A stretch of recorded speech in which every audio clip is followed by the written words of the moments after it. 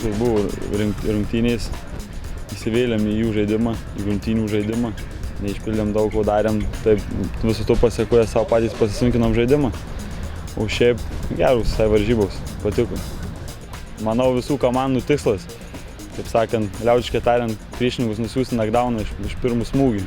Jiem morališkai juos pirmiausiai palaužti, o toliau jau savo žaidimą lydint, bet yra ganėtinai sunku tai išlaikyti, pradžią pasidaryti yra kaip įmanoma, bet labai sunku yra išlaikyti.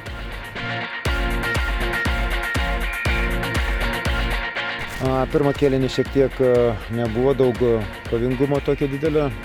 Rezultatas galėjo būti didesnis, jeigu nebūtume padarę daug techninio broko, daug klaidų. Latvijai tą iškentėjo pirmą kėlinį. Antram kėlinį mato, kad rezultatas nėra didelis, kad galima žaisti.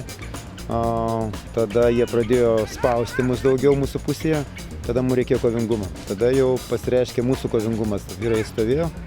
Ko labai džiaugiuosi, tai ne visą laiką mes kaunamės, ne visas 80 minučių visą laiką kaunamės. Šį kartą kovomės iki pat galo. Tai džiugina.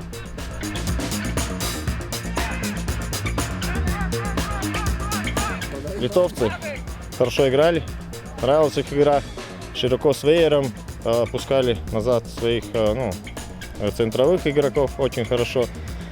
Нам немножко не удалось атаки в конце, когда надо было заносить, мы теряли свои мячи и не реализовали свои возможности, да?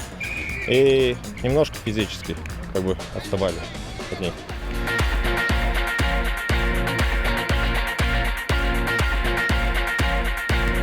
Вайрос серьезная команда, мы с ними всегда боремся и всегда мы проигрываем в самом конце. Вот последние игры были, когда как раз последние 20 минут очень плохие были.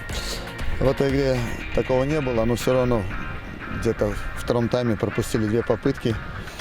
И в принципе казалось, что не было шанса все-таки сделать. Были атаки, но такого хорошего варианта не было, так что я должен поздравить Вайрос с победой, они были лучше.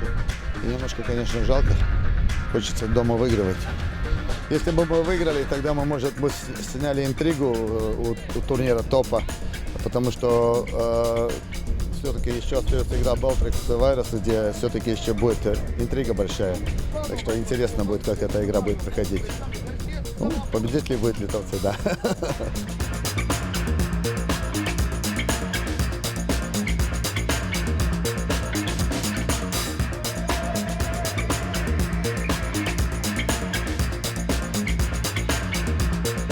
Daugiausiai, ko reikia, tai komandinis treniruotės, komandinis žaidimų, tarpusavį tobulinti šnekėjimą, bendravimą ir stengtis kuo daugiau įsiminti visą tą vos ne kaip automatiškumą, kad šaltai išlikti, nesikarščiuoti ir nepriimti per daug skubotų sprendimų.